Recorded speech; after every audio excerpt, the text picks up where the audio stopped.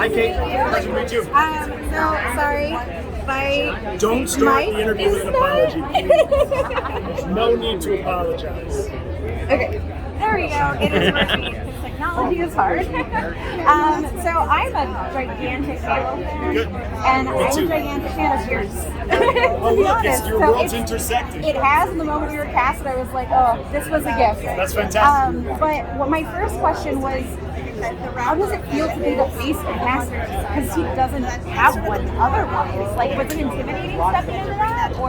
No, I wouldn't say it was intimidating. It's exciting. You know, I feel really thrilled. I feel a sense of responsibility, you know, to the Halo fans to tell this story with love and affection and have it be familiar for everybody who has loved the Halo franchise for so long. And at the same time, I'm really excited to bring in a whole new group of fans, you know, who have never seen or played Halo before, and now they get to engage with the universe that I've fallen in love with over the past 3 years, and we get to show them why we love it so much. You know? So I'm really excited. March 24th on Paramount Plus. Please watch. It's going to be amazing. So we got a screener. I got a screener, I got to watch it. And one of the things that I really loved was that your voice is extremely dynamic in the helmet, and then your facial expressions are extremely dynamic out of the helmet. So I wanted to know, is there a different thought process that goes into acting with just your voice versus when you act on camera?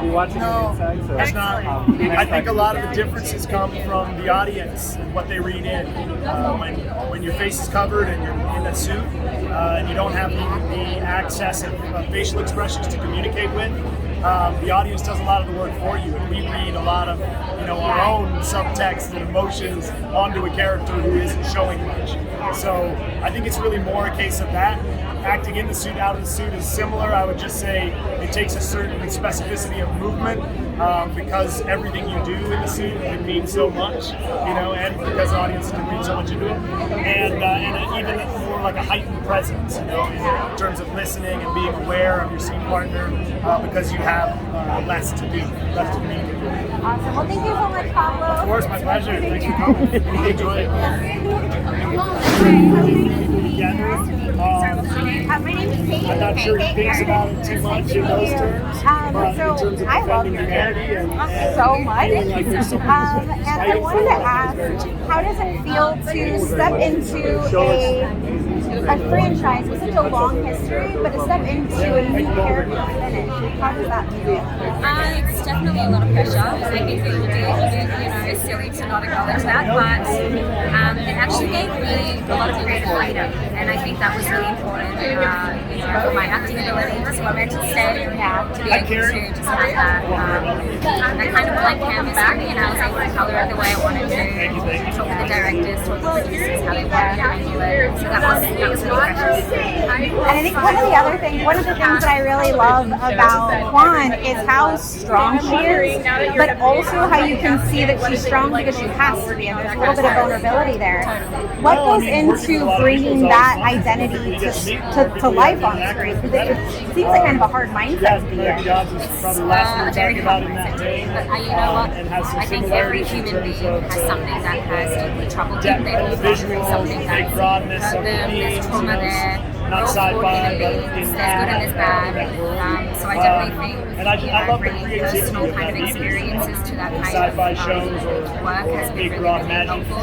But also, it's also the crew being allowed me to be patient and create that space for me to feel vulnerable. Thank you so much for your time. Thank you so much, Kate. Kate Sanchez in Hawaii. I'm really excited to talk to you because I know how long you work on this. And I'm a gamer myself. We're actually huge Xbox people in general in our house. And so Halo's been a cornerstone for us. And I wanted to know, what does it feel like to bring it to live action, but to do it with Master Chief at the center of it? I mean, I will say, Love you so much. Appreciate it. it's so exciting. It's terrifying. Right? I think we all have those same feelings with Master Chief.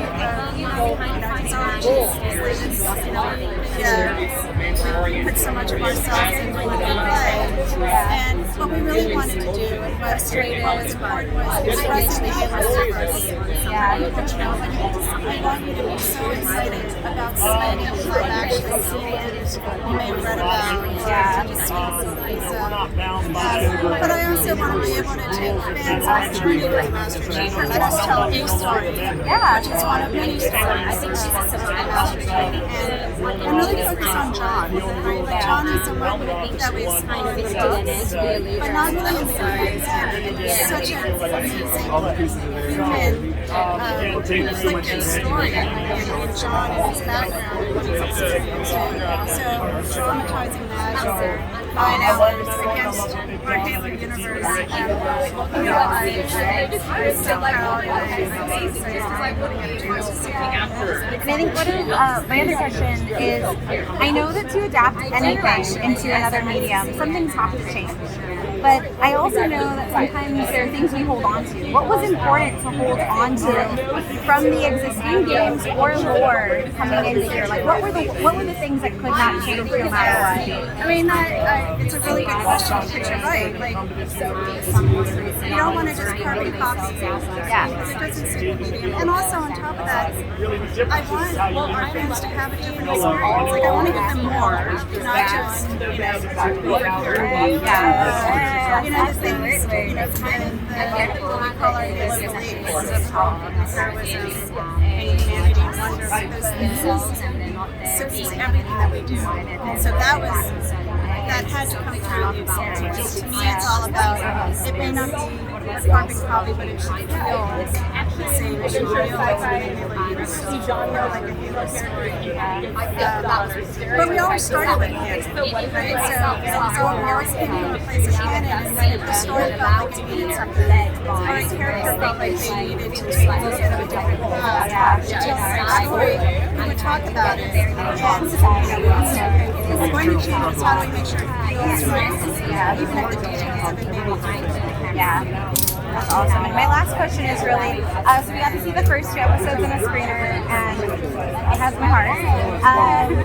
And one of the things that I loved so much was seeing so many strong and powerful and different women at the front of Halo. Because that is what I'm so excited for, because, you know, women in games have a struggle most of the time just existing in the space.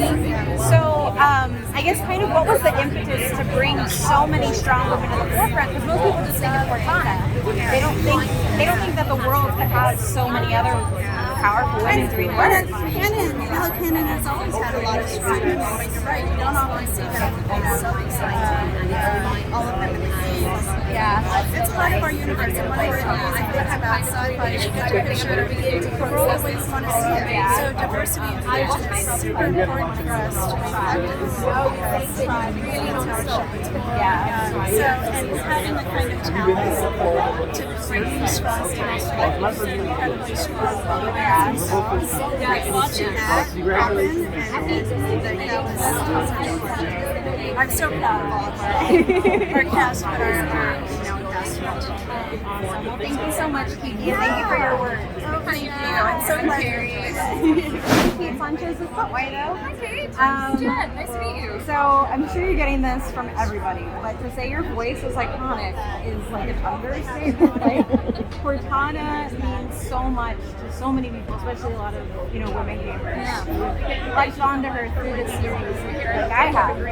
What does it? And I know you mentioned her getting her due, but what does it feel like to introduce Cortana to more people who may not know who she is and to be able to voice her and play her in this space? I have so much love and respect for this character, and so it is a great joy to try to reach out to an audience who may not be interested in video games, to show how powerful and marvelous and badass this female AI is. Yeah, it's really exciting. Were there any complications that came from just doing the voice work for the games and mocap to doing it in live action? Yeah, sure. Well, I'm still doing performance capture. Okay. But it is different technically because I'm doing performance capture in a TV show. So nobody else is doing performance capture. I'm the only one. And that is very interesting in that when we're doing a scene together, here's my example. We're doing a scene together. You're the live action actor. You have to remember that I'm standing here. You keep looking at me. I have to do it off screen. So I'm going to look at you right there. And if you move to the right, I have to know that you're doing that. If you gesticulate, I have to know exactly what you're doing. That was the challenge of trying to memorize what everybody was doing and then step off and do it and find her story still within that. Go through all of the emotional journey that she's going on while looking at a microphone or the key grip or whatever. So that was an interesting challenge. Awesome. Well, thank you so much for your time. Yeah, thank you.